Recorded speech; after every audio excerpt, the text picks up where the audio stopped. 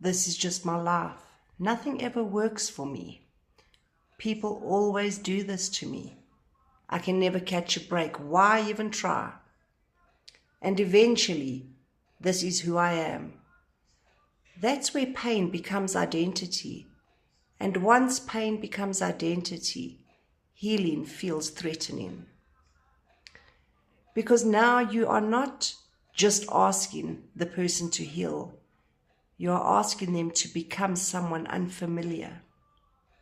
That terrifies people more than they realize. One of the biggest moments or realizations there are familiar pain can feel safer than unfamiliar healing. A lot of people don't stay stuck because they enjoy suffering. They stay stuck because suffering becomes predictable. Predictable pain feels safer than uncertain growth. That is why someone can complain constantly about toxic relationships, financial struggle, emotional chaos, laziness, unhealthy cycles, self-sabotage, and still resist change when opportunities appear. Because healing introduces responsibility. And responsibility is frightening when someone has lived emotionally powerless for a long time. Victim mentality often says, if I never try fully, I never have to risk failure fully. That is deep and also sad. It outlines a very scared person. Some people stay stuck not because they are incapable. No, they are capable. But because failure feels less painful than hope disappointed again. So they unconsciously choose limitation over vulnerability. Victim mentality loves sympathy more than solutions. And this is one of the hardest truths. A person trapped in victim mentality often receives emotional comfort from pity. Yeah, if you feed into their pity party, they believe that is what they need. But not intentionally manipulative or, it's not intentionally manipulative all the time. Sometimes it's unconsciously. Sympathy temporarily soothes pain. But guidance, that challenges pain. Sympathy says, oh shame, that's terrible.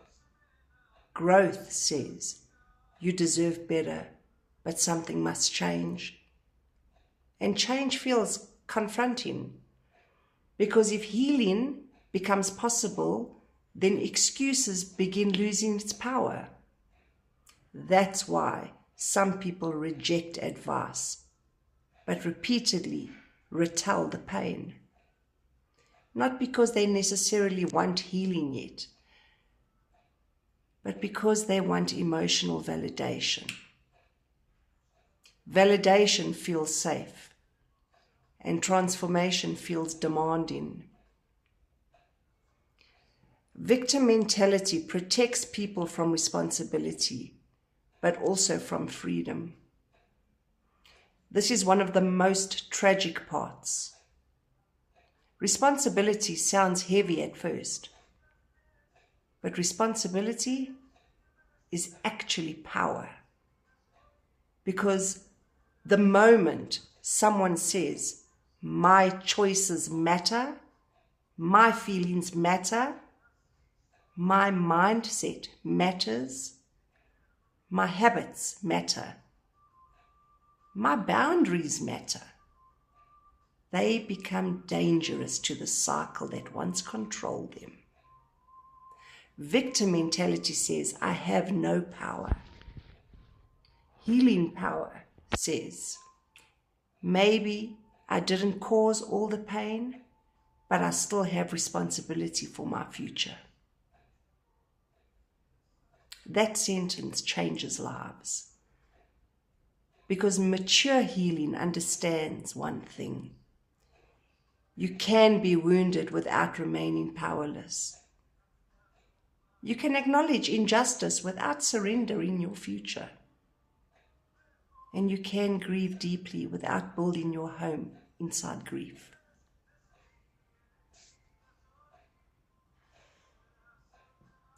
The comfort zone is not always comfortable. Sometimes it is simply familiar. People imagine comfort zones as happiness. Not true. A comfort zone is simply a psychological environment that nervous system recognizes. And all that means is chaos can become comfortable. Toxic love can become comfortable. Dysfunction can become comfortable. Procrastination can become comfortable. Anxiety can become comfortable. Emotional dependence can become comfortable. Why? Because the brain prioritizes familiarity before freedom. That is why people repeat painful cycles they swear they hate, and deep down truly believe and mean they hate it. But the nervous system whispers, at least we know this pain. Healing requires entering emotional unfamiliarity. That's why growth feels awkward at first. A person healing may actually feel guilty, uncomfortable, uncertain, even emotionally naked. Not because healing is wrong, but because the old self is losing control. Spiritually, victim mentality can quietly become bondage. This part goes deep.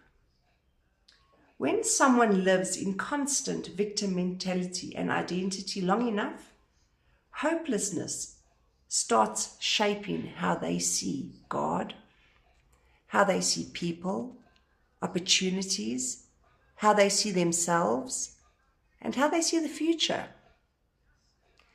They stop expecting breakthrough. They stop believing they can rise. They stop believing they deserve peace. Some even become emotionally addicted to defeat, not because they want misery, but because hopelessness became familiar. Spiritually, this is dangerous because victim mentality slowly steals gratitude, faith, responsibility, courage, perseverance, accountability, vision. The person starts speaking death over themselves constantly. I'll never change. Nothing good happens to me. People always leave. I'm just broken. They've got everything. I've got nothing. Listen to what I'm about to tell you because this matters deeply. Words have immense power. What you declare repeatedly often becomes the emotional environment we live inside. Some people would rather be understood than healed. That sounds harsh until you really sit with it. And I've experienced this. I've lived through situations like this with people very close to me. Healing requires confronting patterns, admitting self-sabotage, grieving honestly, forgiving completely, definitely changing habits, taking uncomfortable action, risking rejection, letting go of old identities. That is hard work emotionally. Being understood feels easier. But understanding alone does not transform lives. You can understand your trauma for 20, 30 years and still remain trapped in it. Insight without movement becomes emotional imprisonment with vocabulary. That is powerful. The secondary gain nobody talks about. Victim mentality sometimes carries hidden emotional rewards. Not consciously, always, but subconsciously. Staying wounded can provide attention, lowered expectations, avoidance of responsibility, emotional protection, identity, sympathy, excuses for not taking or risking failure. Excuses for not risking failure. Avoidance of accountability. This is why healing can feel like loss. Because now people expect more. Excuses weaken. Growth becomes necessary. Accountability increases. And suddenly, freedom feels heavier than captivity. That is why some people sabotage progress right when life starts improving.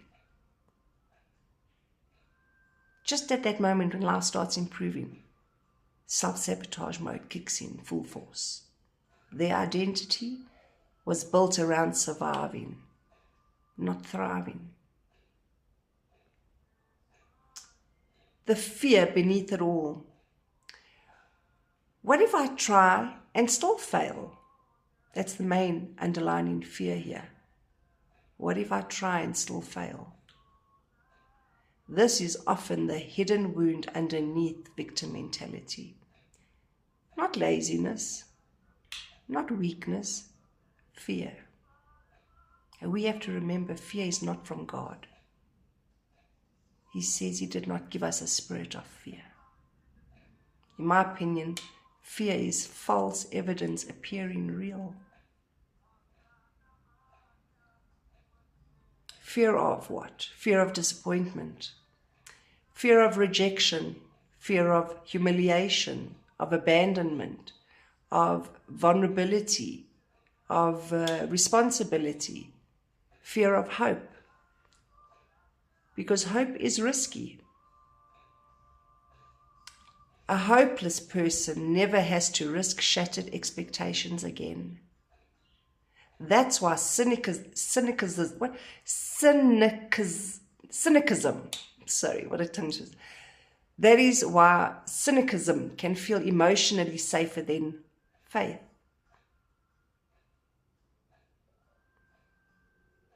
Sad truth. Healing requires courage most people never see. Healing is not motivational quotes.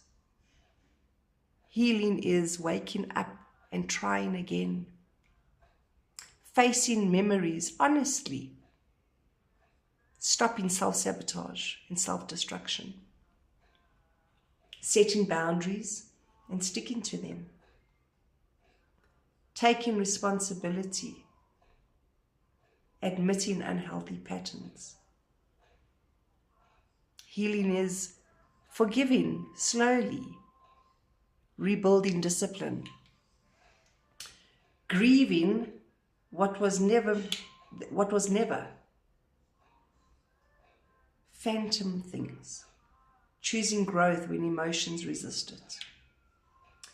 Feeling is warfare against the version of you that learned to survive through fear. And survival mechanisms are hard to release because they once protected you. This is important, not to shame the survival mechanism.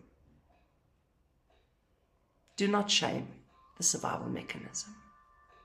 Honor the fact that it helped you survive once, but also recognize what protects you in one season can imprison you in another.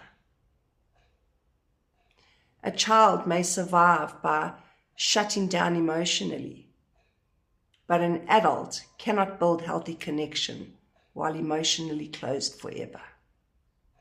At some point, survival must evolve into healing. It must. A powerful perspective shift. Your pain may explain you, but it must not now permanently define you. You know, this changes everything. There's compassion in understanding why someone became the way they are, sure. But there must also be responsibility. Because endless excuses eventually become self-abandonment. At some point, healing sounds like, yes, this hurt me deeply. Yes, it affected me. Yes, it changed parts of me. But I refuse to let it own the rest of my life. That is where power returns. Victim mentality also often waits for healing before action. Healing people learn the opposite. It's like their brain is wired back to front. If someone waits to feel motivated, if someone waits to feel confident, to feel ready, to feel fearless, they may stay stuck forever. Because growth often begins where emotions agree. Growth often begins before emotions agree. Courage is not absence of fear. Courage is movement despite fear. And confidence is usually built after action, not before it. The difference between a wounded person and a victim mindset. This distinction matters deeply. A wounded person says, I am hurting. A victim mindset says, I can never rise. I can't, I won't, I can't. A wounded person is honest about pain. A victim mindset builds a permanent home inside pain. A wounded person seeks healing eventually. A victim mindset resists responsibility indefinitely. One acknowledges suffering, the other surrenders identity to suffering. Final emotional truth. Nobody heals by being shamed. People heal when truth and compassion meet together. Too much softness enables destruction. Too much harshness deepens shame. Real growth sounds like, I see your pain. I believe your wounds are real. You deserve better in many moments, but your future still matters. You are not powerless. Your story is not over. You can heal. You can rebuild. You definitely can rise. But nobody can walk that journey for you. That responsibility is on you. And that right there is where transformation begins.